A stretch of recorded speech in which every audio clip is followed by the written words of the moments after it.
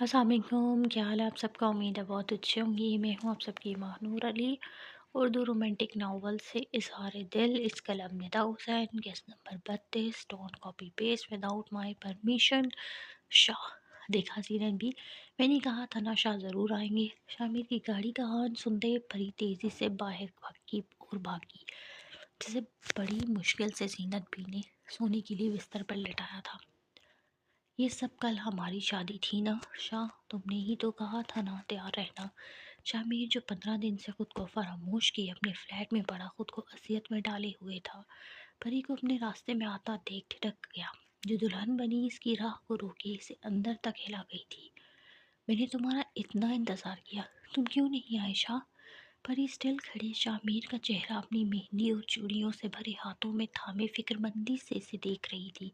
کتنی چاہ تھی شامیر کو اس کو اپنے لیے فکر کرتا ہوا دیکھنے کی۔ کاش یہ سچ ان کے بیچ کبھی آیا ہی نہ ہوتا۔ پری بیٹا، آپ کی طبیعت ٹھیک نہیں، آپ اندر چلیں۔ زینت بھی تعصب سے اپنے سردار کو دیکھتی پریشے کو کندھے سے تھامے سائڈ پر ہوئی تاکہ شامیر اپنے کمرے میں جا سکے اور وہاں لکھی ایک اور کہانی کو اپنی آنکھوں سے دیکھے۔ یہ سب جیسے ہی شامیر نے کمرے میں قدم رکھا، اپنے کمرے کو پھولوں سے سجا دیکھ کر سانس روکے اپنی بے بسی ضبط کرنے لگا۔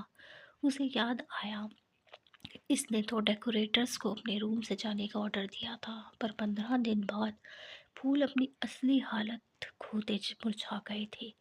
کیسا لگا تمہیں شاہ ہمارا روم؟ یہ دیکھو، میں نے کسی کو انہیں ہاتھ لگانے نہیں دیا۔ پریشے کی آواز شامیر کو حقیقت میں کھینچ لائی، جو کہ بہت دردناک تھی۔ زینت بھی کسی سے کہہ کر یہ سب یہاں سے صاف کروائے۔ پریشے شامیر کا ہاتھ پکڑتے اسے کمرے کے بیچوں بیچ لے آئی۔ شاہ کو لگا کہ اگر وہ تھوڑی دیر اور پری کے ساتھ یہاں کھڑا رہا تو اس کا سانس بند ہو جائے گا۔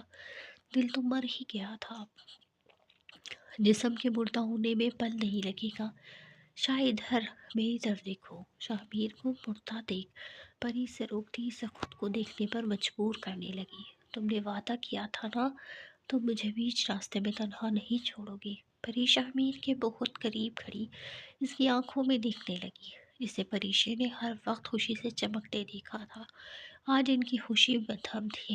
تم نے تو میرے لیے بہت ساری خوشیاں اکٹھی کرنی تھی نا، مجھ سے کیے سارے وعدوں کو پورا کرنا تھا، تو اب پلٹ کیوں رہے ہو؟ پریشے شامیر کے سینے پر سر رکھے اسے منانے کی آخری کوشش کرنے لگی۔ پری مجھے ذہنی سکون چاہیے، جاؤ یہاں سے۔ شامیر کو ایسا لگا کہ جہاں پری نے سر رکھا تھا اسے حصے میں آگ بھڑک گئی ہوگی، اس لیے تیزی سے اسے خود سے الگ کرنے لگا۔ پری بیٹا، مجھ پر رحم کھاؤ شاہ، میں اور برباد نہیں ہونا چاہتی، مجھ سے نکاح کر لو شاہ پلیز۔ میں مر جاؤں گی شاہ، تمہاری پری مر جائے گی۔ پری کو یقین ہو گیا تھا کہ اگر آج وہ شامیر کو منا نہیں پائی تو پھر اسے کبھی موقع نہیں ملے گا، اس لیے زینت بھی کو کی آواز کو نظر انداز کرتے شامیر کے سامنے جھکتے اپنا سر اس کے قدموں میں رکھتی اس کی محنت کرنے لگی۔ تم نے کہا تھا نا تم مجھ سے بہت پیار کرتے ہو، مجھے بھی اب بے آسرا مت چھوڑو۔ شاہ ساکت کھڑا پری کو دیکھے گیا۔ یہ تو اس نے کبھی نہیں چاہا تھا کہ اس کی پری یوں اس طرح اس کی محنت کرے۔ شاہ میری بات، پری اس سے پہلے شامیر اس سے اٹھاتا پری اس کے قدموں میں سر رکھے ڈھیر ہو گئی۔ زینت بھی اس کا خیال رکھے۔ شامیر پری کو اپنی باہوں میں اٹھائے پھولوں سے ڈھکے بیڈ پر لٹاتا باہر نکل گیا۔ تمہیں تو بڑا یقین تھا اپنے معنی پر، کیا کہا تھا تم نے؟ مجھے معنی صرف میرا ہے۔ مشال اور حرین پر طنز کا کوئی موقع ہاتھ سے جانے دے، یہ کیسے ہو سکتا؟ نہیں حرین، تم فرحام کو کھو چکی ہو، یہ دیکھو، یہ اہمیت رہ گئی ہے اس کی زندگی میں تمہاری۔ اس نے ہاتھ میں تھاما پین اس کی آنکھوں کے سامنے لہرایا۔ یہ تو تم نے یہ پین اس کو گفٹ کیا تھا نا، پر اس نے مجھے دے دیا صرف ایک بار میرے مانگنے پر۔ یہ کہہ کر اس کو اب اس کی ضرورت نہیں۔ مشال نے بھرپور آگ لگانی چاہیے، بکواس کر رہی ہو تم۔ حرین غصے سے چیختی بینچ سے اٹھ کھڑی ہوئی۔ رکو، کہاں جا رہی ہو تم؟ اس بات میں کتنی سچائی ہے ابھی ثابت کر دیتے ہیں۔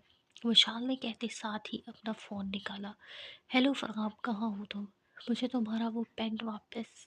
مشال نے جان کے آخری فکری کو کھینچا۔ مشال، میں نے تمہیں کہا تھا مجھے اس کی اب ضرورت نہیں، تمہارے کام کا نہیں تو بھیک نہیں مانی تم میرے ساتھ ایسا نہیں کر سکتے۔ اتنی جلدی تم نے مجھے بھلا دیا؟ اور ٹیبل پر ٹکے سر کو زور زور سے مارتی ان سوچوں سے پیچھا چھڑانے لگی جو برسوں سے اس کے ذہن سے چپک گئی تھی۔ میں نے کسی کا کیا بگاڑا ہے؟ کیوں میرے ساتھ ہی یہ سب کچھ ہوتا ہے؟ اور اپنا چہرہ ہاتھوں میں چھپائے زور و شور سے رو رہی تھی۔ اس بات کا بھی احساس نہیں تھا کہ وہ اس وقت اپنے آفس میں بیٹھی ہے۔ اگر کسی نے دیکھ لیا تو 100 باتیں بن جائیں گی۔ میں جس سے محبت کرتی ہوں وہ ہی کیوں مجھے چھوڑ دیتا ہے؟ وشال کی باتیں اور فرحام کو فون پہ اس کے لیے تحفے کی ناقدری حرین کو یقین دلا گئی کہ فرحام اب آگے بڑھ گیا ہے۔ اس کی زندگی میں حرین کی کوئی قدر و قیمت باقی نہیں رہی۔ مس حرین آپ بحری ہو گئی ہیں، میں کب سے کال کر رہا ہوں، شامی کب سے حرین کو کال کر رہا تھا، پر نہ تو وہ اس کا فون اٹھا رہی تھی اور نہ ہی آفس میں آ رہی تھی۔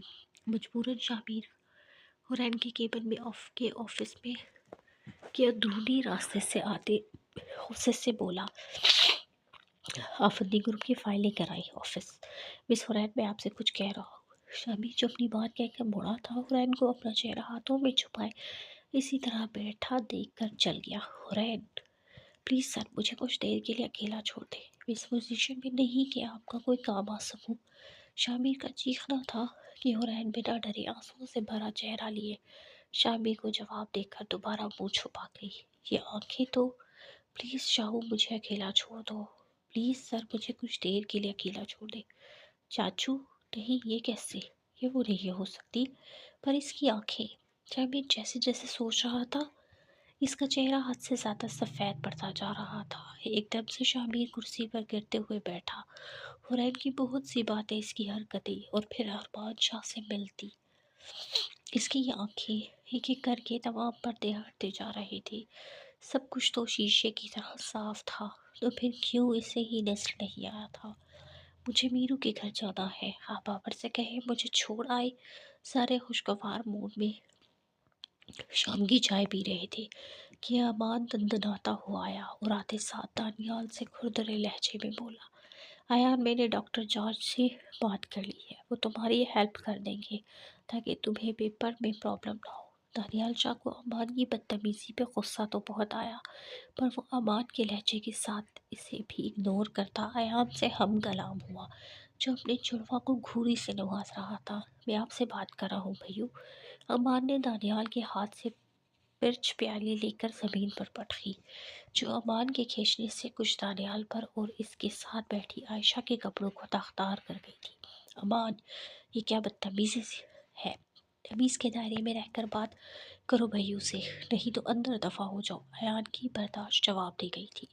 امان کے ہاتھ کو پکڑ کر دھکے سے دور کرتا اس پر چیخا، تمہیں میری بدتمیزی نظر آ رہی ہے؟ جو انہوں نے مجھے یہاں قید کر لیا ہے وہ تمہیں نظر نہیں آ رہا؟ امان کون سا کم تھا؟ ایان سے دگنا چیخا، جو بھی کر رہا ہوں تمہارے بھلے کے لیے کر رہا ہوں۔ امان اور ایان کو اپنی وجہ سے الجھتے دیکھ آخر دانیال بول پڑا، اگر اتنا ہی بھلا کرنے کا شوق ہے نا تو پہلے اپنی بہن کے لیے کچھ کرتے، بزدلوں کی طرح بھاگ نہ آتے۔ امان کے الفاظ دانیال کے دماغ کو بھگ سے اڑا گئے۔ امان اب ایک اور لفظ بھی بولے نا تو۔ ایان امان کا گریبان پکڑتے اس پر چڑھ دوڑا۔ ایسا پہلی بار ہوا تھا کہ ایان نے امان کو مارا ہو، وہ تو آج تک اسے بچاتا آیا تھا، پر آج اس نے بھی تو حد کا ہی کر دی تھی۔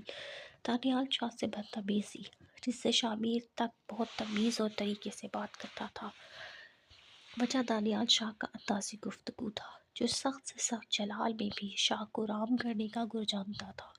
چھوڑو ایان اسے، کیا ہو گیا ہے تمہیں؟ ایسے جاہلوں کی طرح لڑ رہے ہو؟ عائشہ دانیال اور مہر کو خاموش تماشائی بنا دیکھ کر آگے بڑھی اور ایان اور امان کے بیچ میں کھڑی ہو گئی تاکہ دونوں دور رہے۔ دانیال آپ اس کی حالت دیکھیں، کیوں پریشان کر رہے ہیں آپ اسے؟ جانے دینا بھائی کے، آپ بے شک خود ہی لے جائیں اسے۔ امان کی بے چینی مہر سے چھپی ہوئی نہیں تھی، اور اب اس کو اس طرح لڑتے دیکھ رو پڑی۔ کیا کرتی، وہ عائشہ اور پریشے جیسی نہیں تھی، بہت چھوٹے دل کی تھی، جس کی آواز بعد میں آنسو پہلے نکل آتے تھے۔ شامیر کی اجازت کے بغیر ہم وہاں نہیں جا سکتے۔ امان اور ایان کو لڑتے دیکھ دانیال بہت کچھ سوچنے پر مجبور ہو گیا تھا۔ پر کیوں؟ دانیال کیا پتہ اس نے بھی کوئی کرتوت چھپا کر رکھا ہو ہم سے۔ مہر کی بات بیچ میں ہی رہ گئی۔